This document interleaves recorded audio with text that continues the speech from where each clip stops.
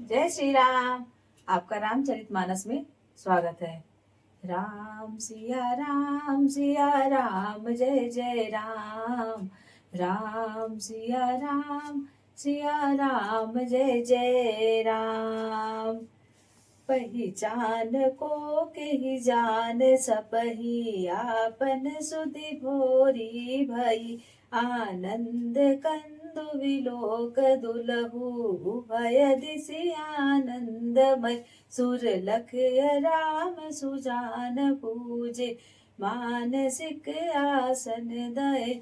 अवलोकिशील स्वभाव प्रभु को विभुत मन प्रमुदित भये। अर्थात इस छंद में बताया जा रहा है कि विवाह उपरांत वहां पे जितने भी बाराती आए थे वे सब के सब अपनी सुध खो बैठे हैं। कोई किसी को पहचान ही नहीं रहा, वे अपनी ही सुध भूल बैठे हैं। श्री रामचंद्र जी को देख करके दुल्हे के रूप में उन दोनों ओर की स्थिति आनंदमयी हो गई। सब आनंद रस में डूब गए हैं। सुजान श्री रामचंद्र जी देवताओं को पहचान लेते हैं और उनकी मानसिक पूजा करके उन्हें मानसिक आसन देते हैं, विराजमान करवाते हैं। और प्रभु का इतना शील स्वभाव देखकर जितने भी देवगण आए हुए थे वे अत्यधिक आनंदित हो रहे हैं। रामचंद्र मुख चंद्र छवि लोचन चारु चकोर। करत पान सादर सकल प्रेम प्रमोद न थोर। अर्थात श्री रामचंद्र जी के मुख रूपी चंद्रमा के छवि को देखकर सभी के सुंदर नेत्र रूपी जो चकोर है वह आनंद पूर्वक मुस्कुरा रही है, आनंद पूर्वक उसका पान कर रही है। प्रेम और आनंद कम ही नहीं हो रहा है, अर्थात बढ़ा ही जा रहा है। समय विलोक वशिष्ठ बुलाए सादर सतानंद सुनियाए।